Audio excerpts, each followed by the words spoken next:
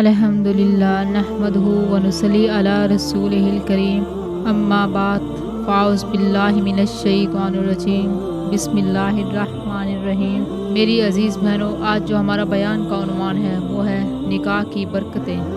میری عزیز بہنوں، دیکھیے، نکاح اللہ رب العزت کی طرف سے عطا کردہ ایک عظیم نعمت ہے، ایک مقدس بندھن جو صرف دو دلوں کا نہیں بلکہ دو روحوں کا ہے، دو خاندانوں کا، دو نسلوں کا پاکیزہ جوڑ ہے۔ قرآن مجید سورۃ روم آیات نمبر 21 میں اللہ تعالیٰ ارشاد فرماتے ہیں کہ یہ اللہ کی نشانیوں میں سے ہے کہ اس نے تمہارے لیے تم ہی میں سے جوڑے پیدا کیے تاکہ تم ان سے سکون حاصل کرو، اور تمہارے درمیان محبت اور رحمت رکھ دی۔ میری عزیز بہنوں، نکاح ایک سماجی معاہدہ نہیں، یہ تو رحمت ہے، سکون ہے اور عبادت ہے۔ یہ بندگی کے سفر کا ساتھی ہے، اس لیے کہ ہمارے نبی کریم صلی اللہ علیہ وسلم نے فرمایا، نکاح میری سنت ہے اور جو میری سنت سے منہ موڑے وہ مجھ میں سے نہیں۔ میری عزیز بہنوں، دیکھیے، نظر ڈالیے، نکاح کیوں کیا جاتا ہے؟ حدیث میں آتا ہے کہ 4 وجہ سے نکاح کیا جاتا ہے، لمالہا، لحسبہا، لجمالہا، لدینہا۔ ان 4 وجوہات پر نکاح کیا جاتا ہے۔ سب سے پہلی وجہ، کسی عورت سے نکاح اس کے مال کی وجہ سے کیا جاتا ہے کہ وہ مالدار ہے، اور دوسرا اس کے حسب و نسب کی وجہ سے کیا جاتا ہے کہ اس کا خاندان اچھا ہے، اور تیسرا اس کے حسن و جمال کی وجہ سے بہت خوبصورت ہے، چوتھا دین کی وجہ سے۔ حضور نے فرمایا، دین کی وجہ سے نکاح کرنے والا کامیاب انسان ہے۔ دیکھیں، یہودی مال کی وجہ سے نکاح کرتے ہیں، عیسائی حسن و جمال کی وجہ سے نکاح کرتے ہیں، محمد مصطفیٰ صلی اللہ علیہ وسلم کے غلام دین کی وجہ سے نکاح کرتے ہیں۔ تو حضور نے ارشاد فرمایا، کوئی پیغام نکاح بھیجے تو اس کے دین اور اس کے حسن کو پسند کرو، پھر انکار نہ کرو، نکاح کر دو، کیونکہ جس سے آپ نکاح کر رہے ہیں اس نے آپ کی بیوی نہیں بننا بلکہ ایک اچھی ماں بھی بننی ہے۔ دیکھیے میری عزیز بہنوں، ہمارے نبی کریم صلی اللہ علیہ وسلم جب 25 برس کے نوجوان تھے تو نہایت سچے، ایماندار، شرم و حیا والے ایک بیوہ عورت حضرت خدیجہ رضی اللہ تعالی عنہا، جس کی عمر 40 برس تھی، وہ آپ کے اخلاق، دیانت اور پاکیزگی اس قدر متاثر ہوئی کہ نکاح کی خواہش کا پیغام خود بھیج دیا۔ تو آپ علیہ السلام نے اپنے چاچا ابو طالب سے مشورہ کیا، نکاح کی رضامندی دی، اور پھر مدینے کی زمین پر ایک پاکیزہ، باعزت، بابرکت نکاح ہوا۔ تو حضرت خدیجہ نے آپ صلی اللہ علیہ وسلم کا ساتھ دیا، ہر غم میں، ہر خوشی میں، ہر مصیبت میں۔ جب دنیا نے ٹھکرا دیا تو وہ تھی جنہوں نے گلے لگایا۔ جب دل پر بوجھ ہوتا تو آپ علیہ السلام فرماتے ہیں، خدیجہ، تم نے مجھ پر ایمان لایا جب لوگوں نے انکار کیا، تم نے مجھے سچا مانا جب دنیا نے جھٹلا دیا، اور تم نے میرا ساتھ دیا جب سب نے چھوڑ دیا۔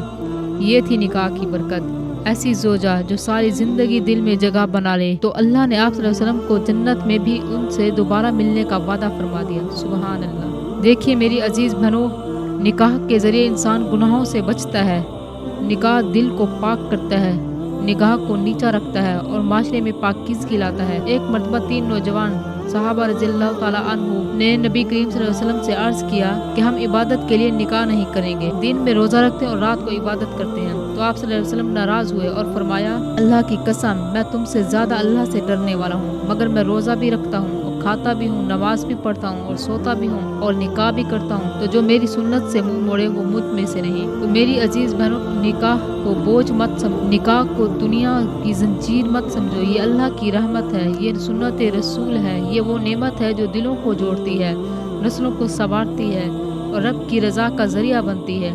دیکھیں، آج ہم نے نکاح کو اتنا مشکل کر دیا کہ بچے زنا کو آسان سمجھنے لگے، جہیز مانگا جاتا ہے تو خاندان کی بربادی دیکھی جاتی ہے، دنیاوی حیثیت تولی جاتی ہے، تو نتیجہ کیا نکلتا ہے؟ نوجوان لڑکے لڑکیاں گناہوں میں پڑ گئے، girl friend, boy friend, phone پر بے حیائی میسیجز، یہ سب کچھ عام ہو گیا مگر نکاح نہیں ہوا۔ افسوس، ہم نے اللہ کے حکم کو بھلا دیا اور اب گناہ کو فیشن اور نکاح کو بوجھ سمجھتے ہیں۔ ایک حدیث میں آتا ہے کہ جب زنا عام ہو جائے گا تو اللہ ایسے عذاب نازل کرے گا جو پہلے کبھی نہ ہوئے ہوں گے۔ کیا ہم نے زنا کو معمولی سمجھ لیا؟ کیا ہم نے نکاح کو اپنی خواہشات، رسم و رواج کا غلام بنا دیا؟ تو دیکھیے میری عزیز بہنوں، جس گھر میں نکاح ہوتا ہے وہاں سکون اترتا ہے، اور جس قوم میں زنا عام ہو جائے وہاں سے رحمتیں اٹھا لی جاتی ہیں۔ میری عزیز بہنوں، دیکھیں، جب نکاح ہوتا ہے تو اللہ رب العزت 2 فرشتوں کو بھیجتے ہیں جو دعا کرتے ہیں، اے اللہ، ان دونوں کے درمیان محبت ڈال دے، ان کے رزق میں برکت دے، ان کی زندگیوں میں سکون نازل فرما۔ نکاح سے رزق بڑھتا ہے، نکاح سے فتنوں سے حفاظت ہوتی ہے، نکاح کرنے سے تنہائی ختم ہوتی ہے، نکاح کرنے سے محبت، رحمت اور سکون کا آغاز ہوتا ہے۔ اللہ تعالیٰ قرآن پاک میں ارشاد فرماتے ہیں ہم نے تمہارے لیے تمہارے ہی جن سے جوڑے پیدا کیے تاکہ تم ان سے سکون پاؤ اور تمہارے درمیان محبت رکھ دی۔ یہ صرف سکون نہیں، یہ اللہ کی خاص رحمت ہے جو نکاح کے ذریعے حاصل ہوتی ہے۔ میری عزیز بہنوں، اگر تم دل میں نکاح کی دعا کرتی ہو تو اپنے رب سے مانگو۔ وہ رب جو خالق ہے، رازق ہے، دلوں کے حال کو جاننے والا ہے، وہ تمہارے لیے وہی ہم سفر لائے گا جو تمہارے دین کا، تمہارے دل کا، تمہارے نصیب کا بہترین حصہ ہوگا۔ اور جب تم نکاح کرو تو یہ وعدہ کرنا کہ یہ رشتہ صرف دنیا کے لیے نہیں بلکہ جنت کے لیے ہے۔ اللہ کرے ہمارے نکاحوں میں محبت ہو، برکت ہو اور اللہ ہمیں ایسے ہم سفر دے